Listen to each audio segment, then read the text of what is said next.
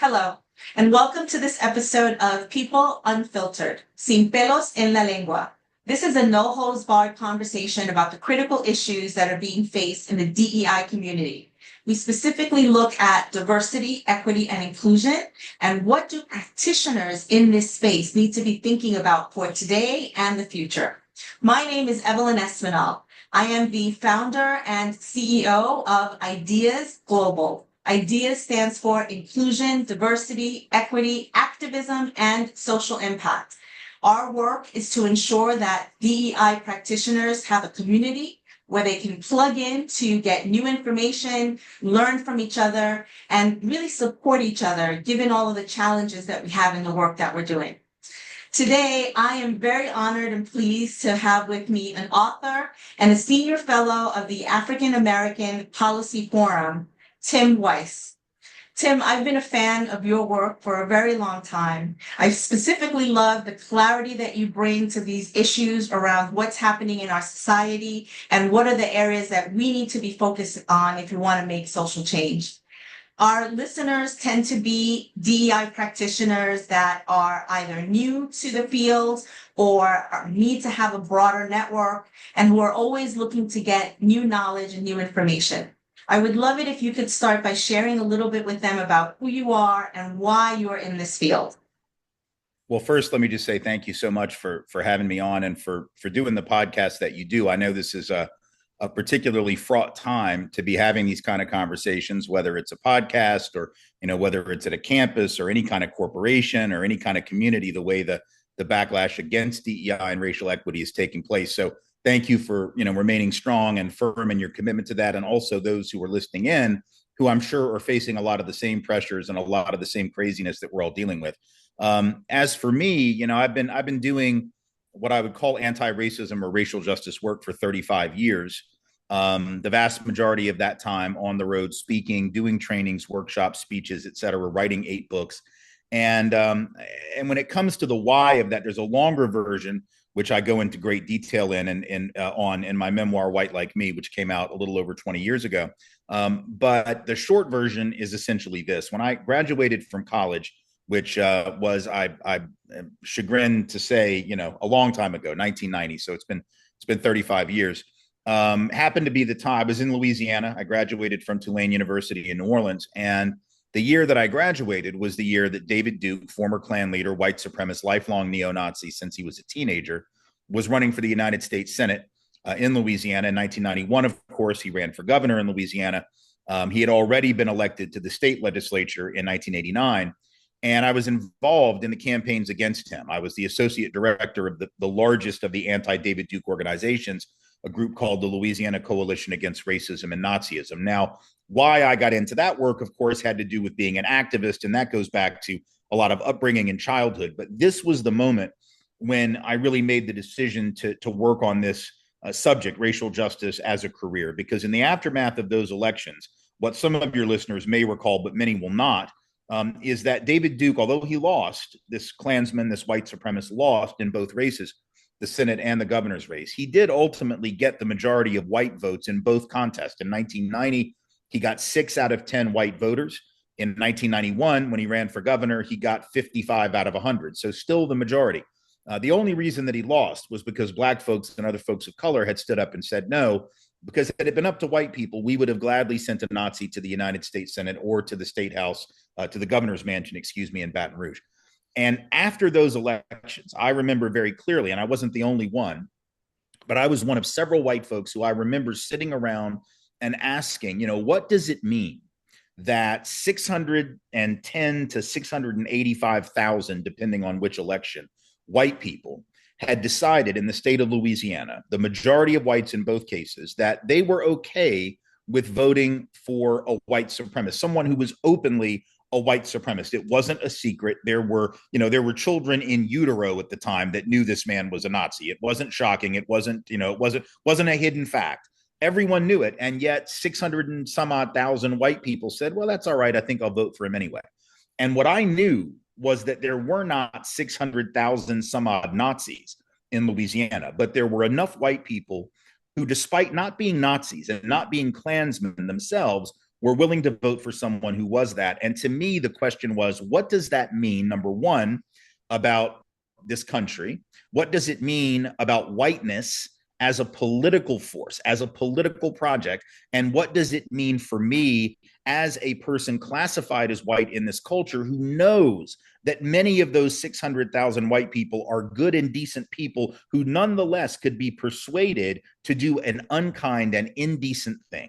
And what it said to me was that I had an obligation to struggle with my own people, because we can't keep turning to Black and brown folks to save us from ourselves every time that we decide to go down a dead end road, like voting for an overt white supremacist to lead us.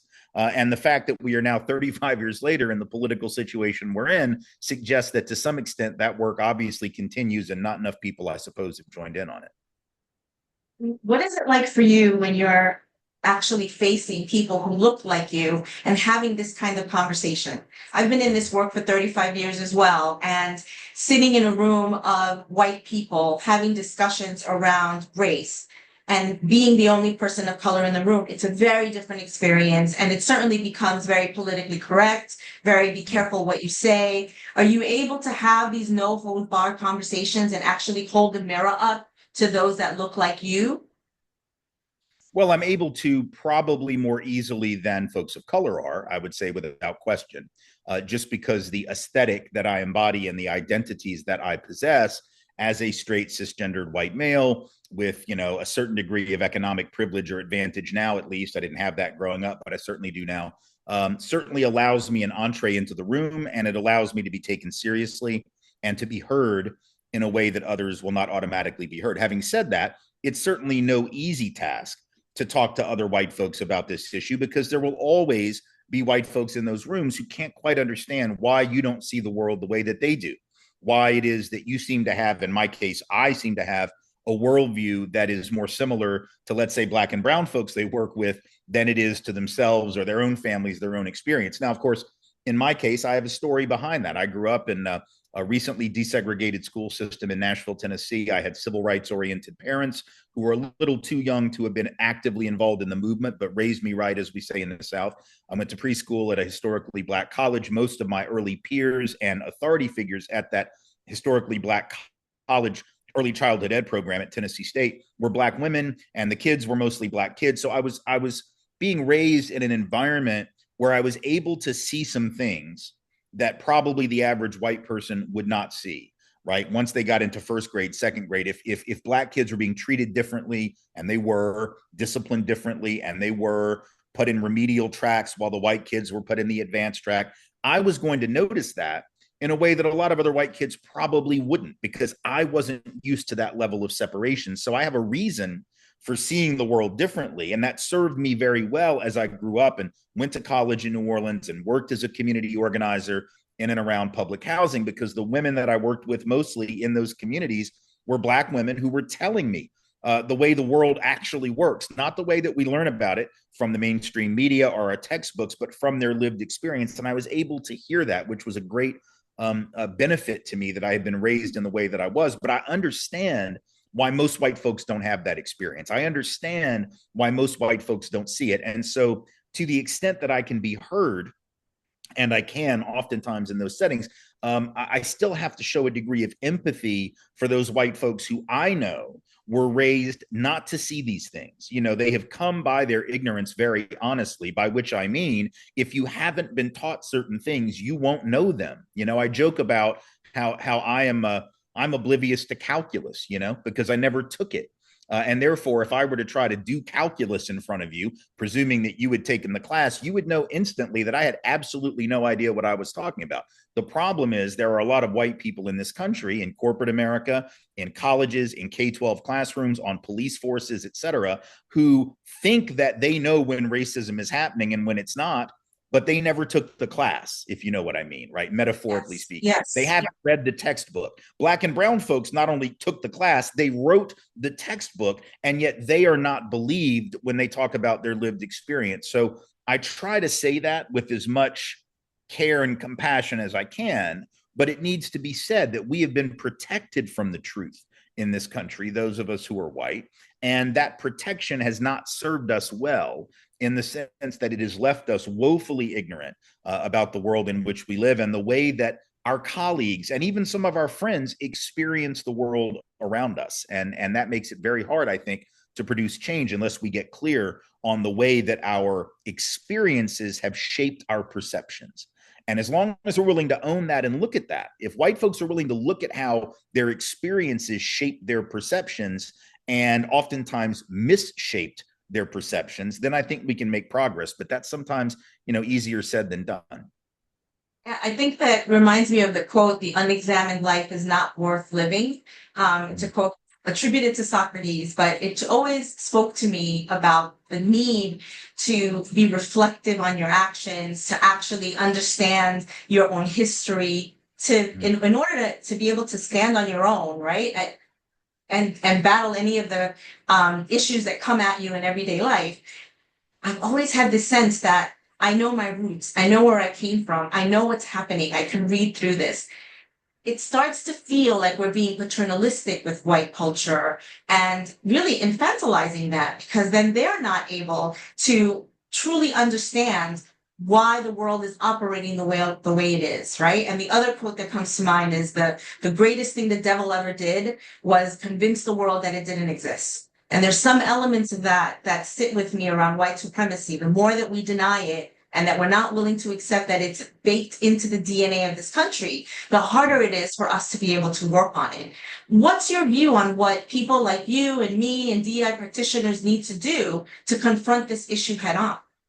Well, I think your point is well taken, and the quotes you referenced are both certainly apt for this conversation. I mean, look, the truth is that if we do not agree to interrogate that history, our own personal history, but also more importantly, the history of the culture and the history of the country and how it has shaped us and how it has brought us to the point we are now, not only will we not understand ourselves, but we will misunderstand virtually everything. And the reason is that as a country, the one thing that we know we are taught in the United States is, and we export this to other quote unquote Western countries. So now it's not just our thing, but it certainly is our thing first, which is this idea that, in America, anybody can make it.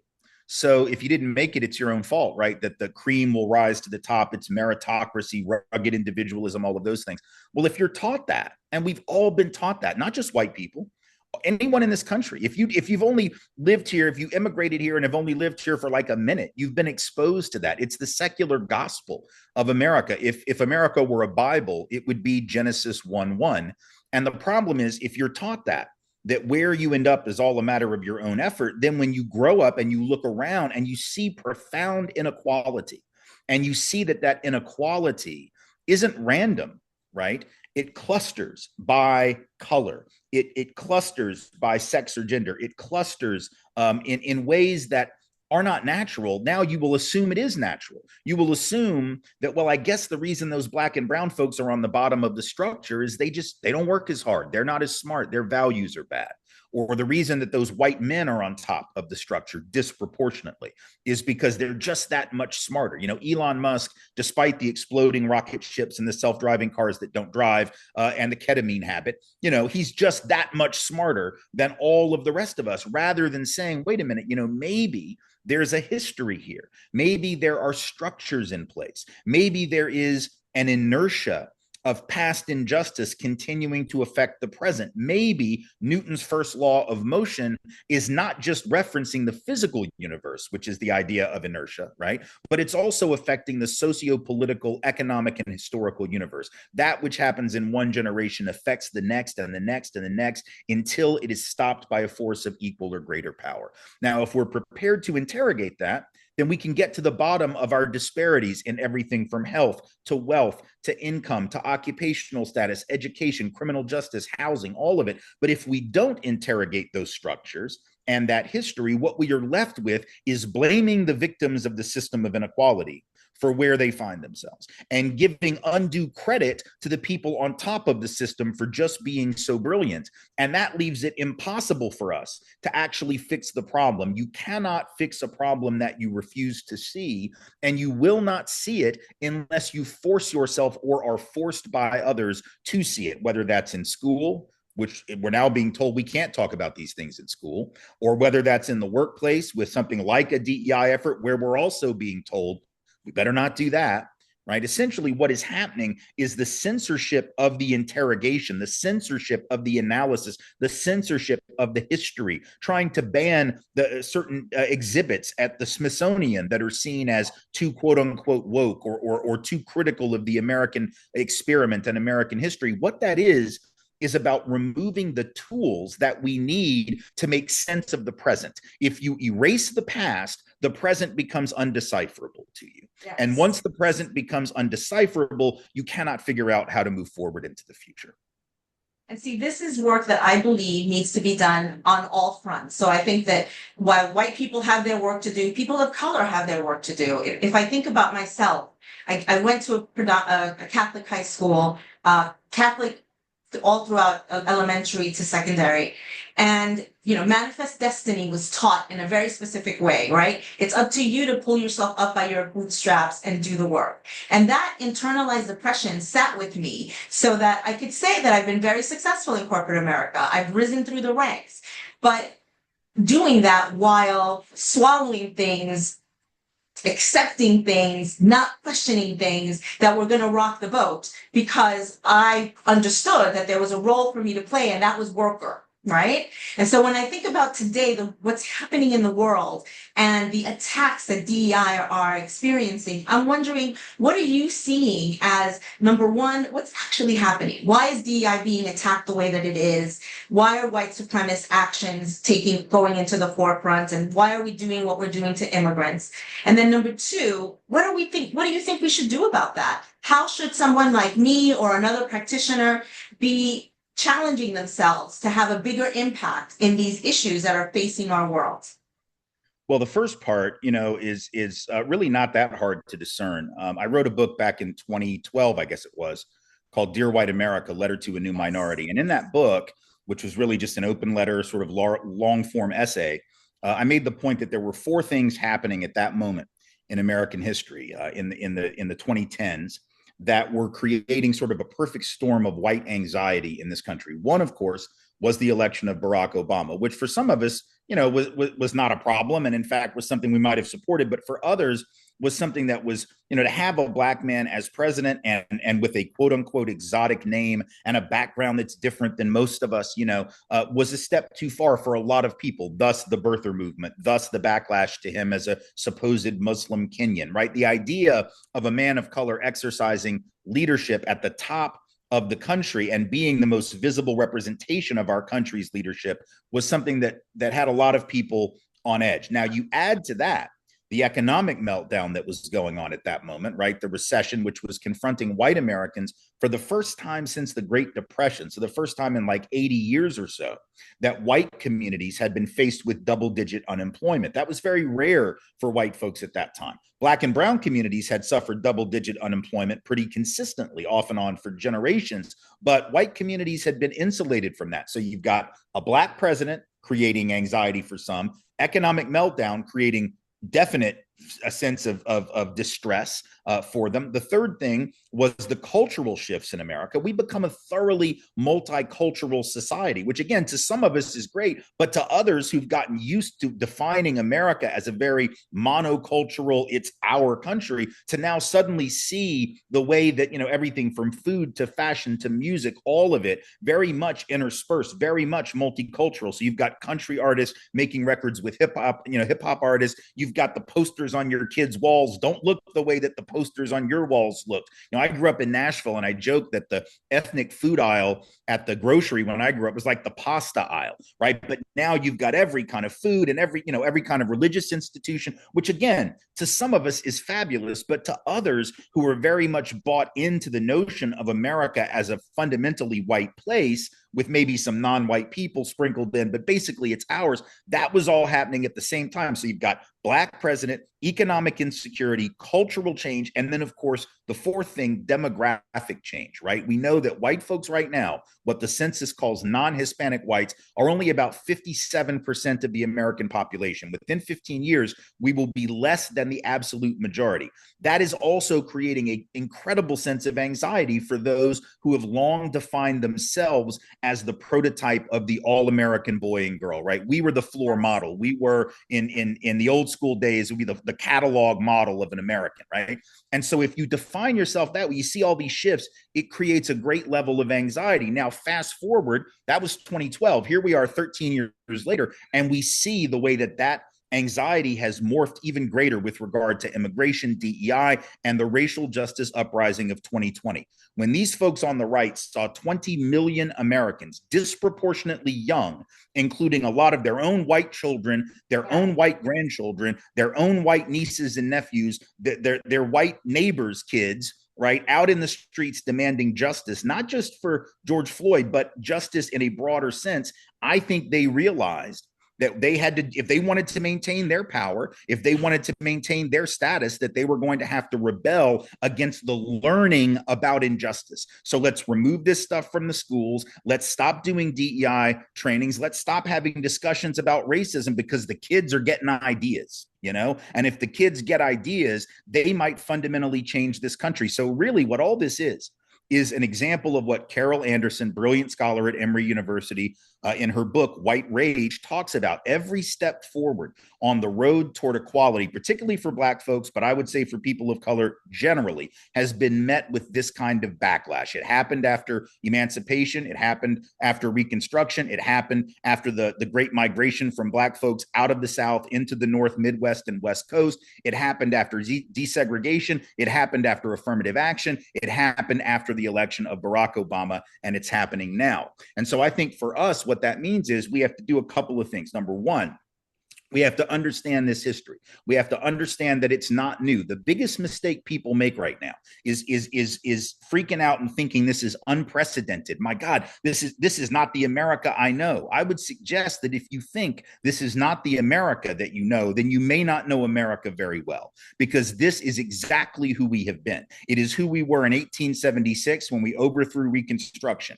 It is who we were after Brown v. Board, when school systems closing down schools in Black communities, and we started building white segregation academies for private schools for white kids to flee to. Keep in mind, the notion of vouchers or school choice, which is now all the rage in this country among folks on the right. When did that start? It started in 1955 when Milton Friedman, the economist, wrote a piece saying we ought to have vouchers, school choice. Now, why 1955? Why didn't he write that in 1947? Why didn't he write that in 1951? Well, it's because in 1954, the Supreme Court said you couldn't segregate anymore. And all of a sudden, white folks are like, you know, we really need school choice. Don't you think we need school? I think we need school choice.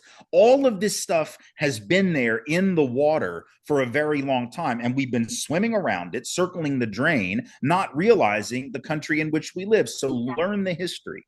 Learn the history is maybe the most important thing we could do, because when you learn the history, you can also learn the ways that people resisted in history, and you can take not only strength from that, but you can take lessons from that. And learning the history is something I think that you've been really behind. Can you tell me about some of the educational things that you've been working on, or what's coming out of the African American Policy Forum that could help our practitioners to really have critical thinking and learn their history? Well, part of what we do at the African American Policy Forum, for those who don't know, AAPF was founded back in 1996 by Kimberly Crenshaw, legal scholar at UCLA and also at Columbia, and Luke Harris, professor at Vassar, and what they were saying, and what we all, we're all critical race theorists. We're very proud of being critical race theorists. Kim, of course, is one of the founders of critical race theory, and she's the one who coined the term intersectionality many years ago with regard to how discrimination plays out in our society with regard to race and gender and class and the intersections of those things. What we try to do is to historicize this current moment, to remind people of one of, the fundamental building block of CRT is the idea that white supremacy is so deeply embedded in the culture and the history of the country that mere reforms, even though they were important, like the civil rights laws, like Brown v. Board, all of those victories are real victories, and yet the system is resilient. The system has the ability to shapeshift like a transformer, right? The system is not going to just go away. It's not as if somehow you get a Civil Rights Act, a Voting Rights Act, a Fair Housing Act, an Americans with Disabilities Act, and all of a sudden Equal Credit Opportunity Act, and all of a sudden all the people who liked it back in the old days when we didn't have those things suddenly just throw up their hands and go, "Oh, you got us. You win. We put up a good fight, but we'll give you everything you want now." No, people who've had power and who have had a country a certain way, or a company a certain way, or a school a certain way, get comfortable with that, and they fight to retain or to reestablish whatever power they felt that they lost, which is why a slogan like "Make America Great Again" makes perfect sense, coming from people who believe that America was great back in the day, because for them, maybe it was. For the vast majority of Americans, it wasn't. For folks of color, it wasn't. For women of all colors, it wasn't. For LGBTQ folks, it wasn't. For people with disabilities, it wasn't. It's never been great for the poor. So for the vast majority of people, it wasn't great. But if you have this fetish for nostalgia, right, which you can when you've been the dominant group historically, then you'll ignore all of that. And so I think in this particular instance, we try to historicize that at AAPF, and we try to talk about the lessons that can be drawn from that history. If you know that the system is going to shapeshift, you can anticipate some of those shifts, and then you can figure out how to respond to them. So at CRT, we're doing a critical race theory summer school. It'll be the 6th of those. It'll be coming up in late July. You can go to aapf.org and find out more information about that. It will be held in Nashville, Tennessee. We're not exactly sure exactly what it's going to look like. We're still hammering out the details. We did one last year in Nashville, was great. We've done several virtual summer schools in the 4 years prior to that. So people who want details on CRT Summer School can go to aapf.org as we roll those out. That will be available there. We also have a regular series called Under the Blacklight, where we look at a very particular issue and examine it in detail. We're going to be doing several of those all throughout the summer. So I would suggest and highly recommend folks go to aapf.org, follow us on the various social media tabs that you'll find at that website, and keep up with all the things that we're doing, which is essentially our argument is that in a moment when critical race theory is under attack, what we need to understand is that the attacks begin with CRT, but then what happens? They go from CRT, which of course most critics can't define, don't understand what it is, and don't really care. It goes from that to DEI. Then it goes from DEI to just simply getting rid of people of color in positions of authority, right? Lloyd Austin, when he lost his job as Secretary of Defense, Lloyd Austin was not a quote unquote DEI hire. He was the most qualified person for that job, but he was removed because it didn't fit the aesthetic that the Trump administration wanted, right? There are people being removed from their positions at the Library of Congress. There are people being 100,000 plus Black women in the first quarter of this fiscal year have lost their jobs around this country, disproportionately in civil service because of the purges that have taken place since January, but also in the private sector because you have companies and you have government agencies that are simply getting rid of folks of color, especially Black women, on the assumption that they are DEI hires or that they somehow don't belong. That's what this really is. And so we are trying at AAPF to make the case that we have to be standing up for those Black women and for those jobs and for those positions. Civil service jobs, for God's sake, are the most meritocratic of all jobs. You take an exam to get into the civil service system, and then you move up on the basis of performance. It is certainly more meritocratic than being the child of the founder of the Trump organization. It is certainly more organization than more about merit than being the son-in-law of the founder of the Trump organization. But no one ever complains about Jared Kushner's qualifications or Pete Hegseth's Secretary of Defense, right? So what we're arguing is that a lot of people, when CRT was under attack, said, "Oh, well, that's not us. We're not doing CRT." Right. You had DEI practitioners who said, "Oh, we don't do CRT, so they'll never come for us." Well, guess what? Now they're coming for you too. Now they're coming for everybody. And that's why we have to stand together in solidarity across the board when it comes to racial justice.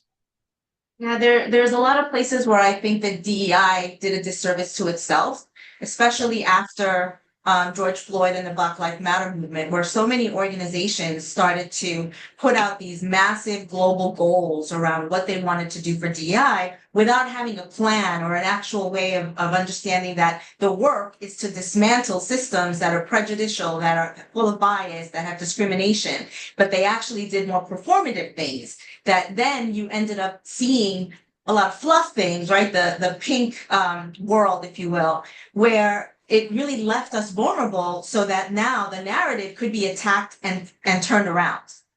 Yeah. This is what happens when concepts that are about justice and fairness get co-opted and turned into a commodity.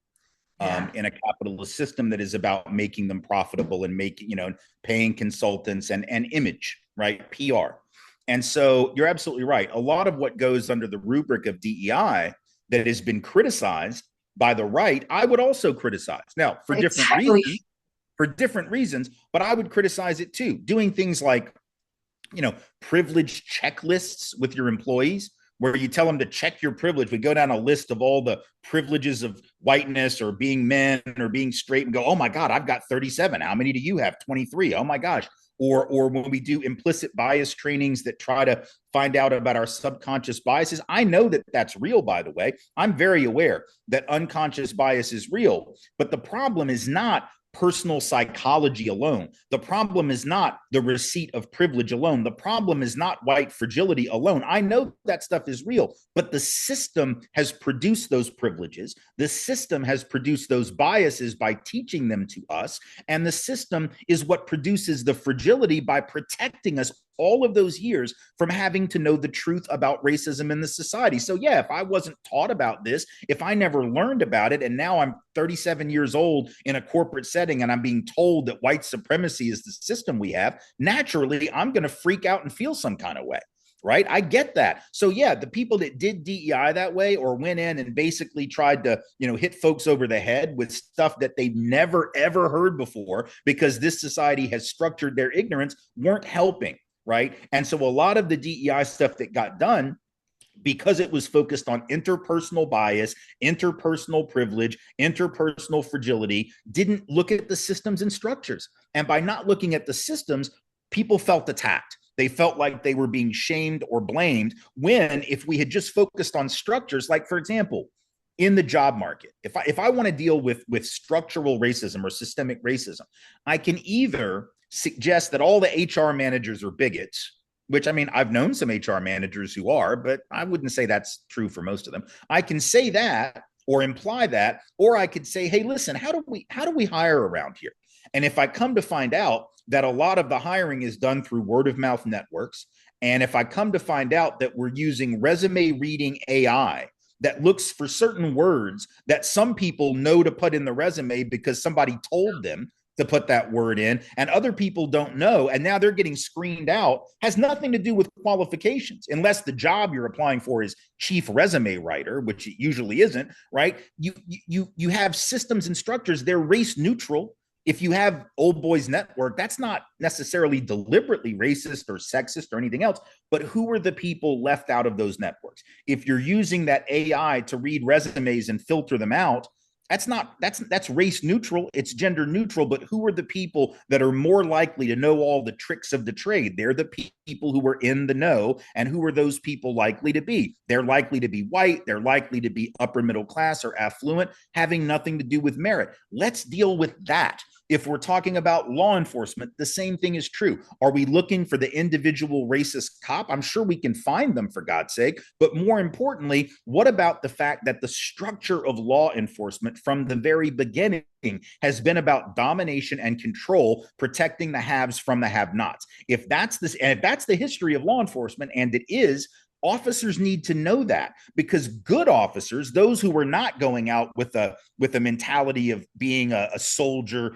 occupying a foreign land, the ones who want to do the job well probably would benefit from knowing the history of the institution that they're a part of, because then when they encounter anger on the streets or skepticism on the streets or fear on the streets or suspicion on the streets, they won't take it personally. They won't get angry. They'll realize, oh, you know what? I think I understand why you probably feel that way. And then they could try to go about being different in the way that they do their job. That's a structural discussion rather than an interpersonal one. And most of the stuff that gets done under the rubric of D&I in that post 2020 environment wasn't about that at all.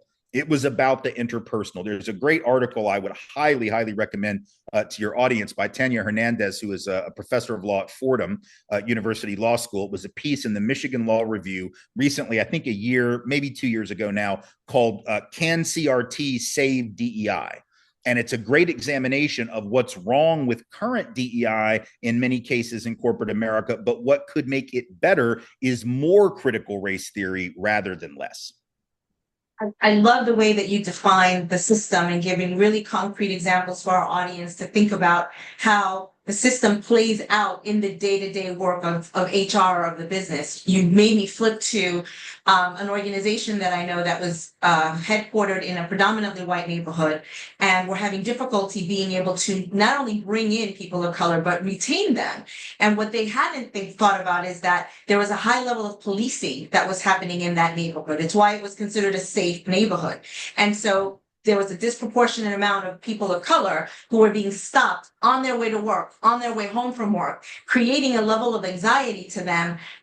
You're doing nothing but working late for your employer, and you have a risk in not being able to make it home because the police is there thinking that you don't belong in that neighborhood, right? So these are the kind of examples of the kind of work that DEI practitioners really need to be focused on to make a difference. Not that it's not important to have a global calendar of all the holidays and all of the religious celebrations. Yes, those are important.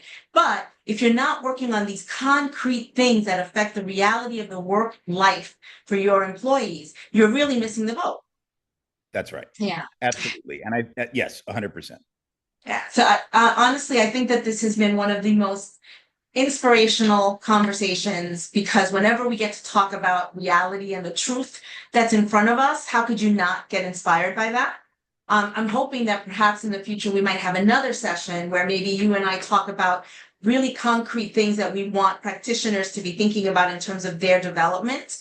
I'd love to be able to do some of that thinking with you. So I'm kind of plugging more connection, because I honestly think that your thinking and your clarity could be so useful to the DEI community and to those in corporate.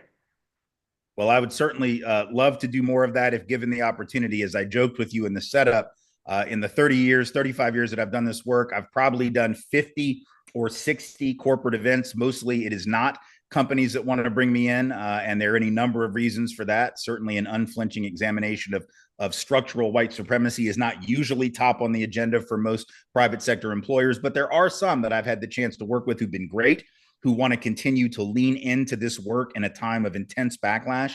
And I applaud those folks, because unless we have a united front standing up for racial justice and equal opportunity, real equal opportunity, not rhetorical, but real equal opportunity, we're going to continue to see the country more divided. And as the country becomes roughly 50% people of color and 50% white, those structures and systems are going to begin to break down. Put simply, there just ain't going to be enough white men to run this place. So we better figure out how we're going to create opportunity for everyone, or else we're all going to suffer.